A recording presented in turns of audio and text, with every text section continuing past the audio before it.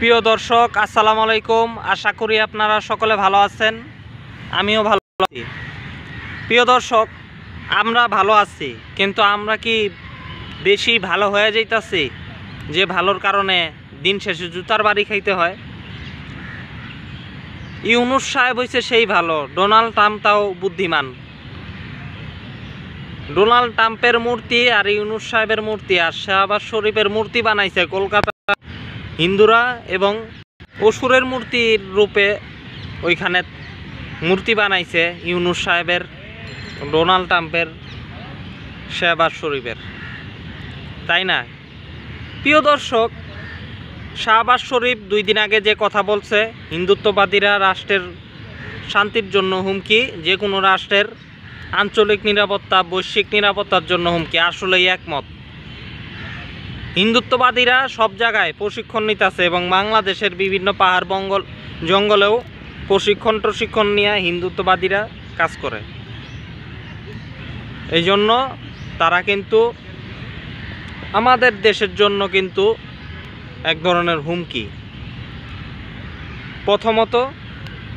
দ্বিতীয়ত, ভারতে হিন্দুত্ববাদীরা সংখ্যাগরিষ্ঠতার কারণে তারা কিন্তু সন্ত্রাসবাদ প্রকাশ্যেই চালায়, এবং রাজনীতির কারণে বিজেপি তাদেরকে সহায়তা করে। বিজেপি, নরেন্দ্র মোদীর দল। শাহবাজ শরীফ ঠিকই বলছে। প্রথমত, শাহবাজ শরীফ সেই হিসেবে একজন চালাক, ইন্টেলেকচুয়াল একজন রাষ্ট্রনেতা। আর ডোনাল্ড ট্রাম্প ভোটের কারণে এই হিন্দুদেরকে নির্যাতনের কথা বলে, বাংলাদেশে নির্যাতন হইতেছে হ্যান তেন এইসব বইলা মনে করেন যে কত কথা, কিন্তু ভোটের শেষে নরেন্দ্র মোদী দোস্তরে একদম কোনোই দেয় নাই। ট্রাম্পও চালাক, ইন্টেলেকচুয়াল, যেই সমস্ত ভারতীয় মার্কিন হিন্দুত্ববাদীদেরকে ব্যবহার করে কেমনে ক্ষমতায় গিয়ে এদের পাছায় লাথি মেরে বাই করে দিতে হয়। এবং আমেরিকায় এখন এদেরকে কোনো চাকরি বাকরি দিব না, বুঝছেন? নতুন করে এদের যাইতে হইলে অনেক টাকা খরচ করতে হইব। নতুন ঘোষণা আসছে, আর আগের 50% ট্যারিফ তো আছেই। ভারতের ব্যবসা আর নরেন্দ্র মোদীর এইসব ফুটানি শেষ, আদানির ব্যবসা শেষ আমেরিকার কারণে। এবং নতুন করে ট্রাম্প আরও পাকিস্তানে বিনিয়োগ করছে। তো ট্রাম্প আর শাহবাজ শরীফ বুদ্ধিমান, ইন্টেলেকচুয়াল, কিন্তু ডক্টর মোহাম্মদ ইউনূস একজন বেকুব। তিনি কি করলেন? পূজার আগে কলকাতায় ইলিশ মাছ পাঠাইলেন 1200 টন। আওয়ামী লীগের রেকর্ড ভাঙ্গা বড় আওয়ামী লীগ হইতে গেলেন, তাই না? সুগন্ধি চাউল পাঠাইলেন 500 টন। ইউনূস, আপনাকে বলতাছি, হ্যাঁ। আবার আপনার গ্রামীণ ব্যাংকে নাকি ভারতীয় কর্মকর্তা চাকরি করে, এই হচ্ছে অবস্থা। তো ইউনূস সাহেবের বিনিময়ে কি দিল? কলকাতার লোকেরা অসুর বানায় দুর্গা পূজায় উপস্থাপন করলো। দুর্গার মূর্তির নিচে যে অসুর থাকে না, ওই অসুরের যে প্রতিকৃতি, সেটা ইউনূস সাহেবের মতো বানাইছে।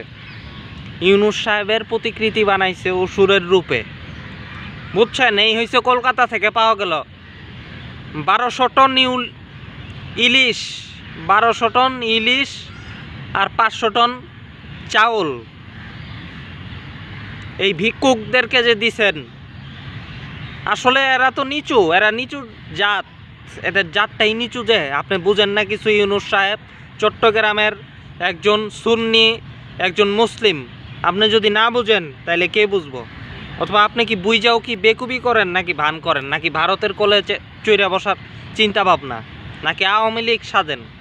মাঝে মাঝে কি একটু প্রেম টেম হয় যে না, একসাথে তো কেনেডির সময় শেখ হাসিনা আর আপনি একসাথেই তো কাজ করছেন, বন্ধু ছিলেন। শেখ হাসিনার সাথে তাল দিয়ে এখন ভারতের সাথে একটু, অথবা নরেন্দ্র মোদীর কাছ থেকে পুরস্কার নিছেন, সেই প্রেম কি জায়গা ওঠে নাকি একটু? সেই প্রেম ছাড়েন। এরা ভিক্ষুক, এই কলকাতার দাদাবাবুরা ভিখারি, আর এই সমস্ত ভিখারিদেরকে করে লাভ নাই। তো দেখলেন না প্রতিদান কি দিল অসুর? তারপরও আপনার শরম হইব বলে আমার মনে হয় না, এবং আগামীতে যারা রাষ্ট্র ক্ষমতায় আসবো তাদের শরম হইব মনে হয় না। কলকাতার এই সমস্ত জমিদারি হারানো ভিখারি একটা দুইটা এক পিস 2 পিস মাছ কিনে, তার চেয়ে আমরা ঢাকার যারা আমরা কিন্তু এক পিস মাছ ছাড়া কিনি না, এক গোটাল একটা মাছ কিনি বাজারে, এটা ছাড়া কিন্তু আমরা কিনি না। কিন্তু এরা কিন্তু তা না, পকেটে টাকা নাই, বাজারে এক পিস ছোট মাছ কিনে আনে, মাছের একটা পিস কিনে খায় এরা। আর আমরা গোটাল একটা মাছ, বিশাল বড় একটা মাছ কিনে আনবো বাজারের থেকে। এদের সাথে আমাদের তুলনা, এদেরকে আপনি দিছেন, এদের মনটা ওই রকম ভাই, ইউনূস সাহেব মনটাও এদের এরকম। এই জন্য ভুল করছেন, কান ধরেন। আমি এই জন্যই কড়া ভাষায় এই উপদেষ্টা ফরিদা আক্তার, ধর্ম উপদেষ্টা আফম খালিদরে গালি দিছি। কেন দিছি এবার বুঝ জানেন। এই কলকাতার এই হারামিদেরকে ইলিশ মাছ দেওয়া, পোলার চাল দেওয়া, খাতির করা, দুর্গা পূজায় 400 কোটি টাকা দেওয়া, টান থেকে এদের খাওয়ান দেওয়া, কেন আমি গালিগালাজ করছিলাম এটা আপনি বুঝ জানেন যে কেন।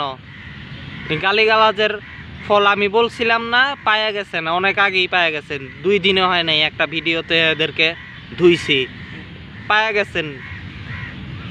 বুঝেন নাই, অসুর বানায় ছাইরা দিছে আপনা করে, অসুর দিন শেষে 1200 টন ইলিশ কলকাতায় পাঠায়। তো বেকুবি করছেন, আগামীতে করবেন কিনা জানি না, তবে প্রত্যাশা যাতে এই বেকুবি না হয়। আর কলকাতার এই সমস্তদেরকে বলি, কর ইচ্ছা মতো কর, তোদের ফকিন্নিগিরি প্রকাশ পাওয়া গেল। তোর যে ফকিন্নি, এটা তোদের পূজায় প্রমাণ পাওয়া গেল। তোরা পূজারেও বিকৃতি করস রাজনীতিক কারণে। দুর্গা পূজা যে একটা ধর্মীয় উৎসব না, রাজনৈতিক উৎসব না, আমি সবসময় বলি এটা রাজনৈতিক উৎসব রে ভাই, এটা কোনো ধর্মীয় উৎসব। এবার বুঝছেন তো যে কেন দুর্গা পূজা বাংলাদেশে সুষ্ঠুভাবে হয় না? রাজনৈতিক উৎসব, এটা রাজনীতির কারণে এই উৎসবটা হয়, ধর্মীয় কোনো উৎসব না। ধর্মীয় উৎসব হইলে এইভাবে ধর্মীয় উৎসব হয় না। হিন্দুদের ধর্মে যা আছে সেই অনুযায়ী একটা উৎসব হওয়ার কথা। সে জায়গায় ইউনূস কি হিন্দুদের বেদ গীতায় কোনো জায়গায় লেখা আছে ইউনূসের নাম? কোনো জায়গায় আছে? তাইলে ওই ইউনূসকে অসুরই বা কেন বানানো হইব? অন্য দেবদেবতাই বা কেন বানানো হইব? মূলত দুর্গাপূজা একটা রাজনৈতিক উৎসব, একটা পলিটিক্যাল একটা উৎসব, বুঝছেন? এটা পলিটিক্যাল কালচারাল অ্যাসেট বাংলাদেশে।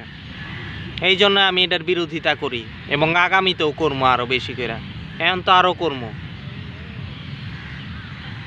আজকে এই পর্যন্তই, আল্লাহ হাফেজ।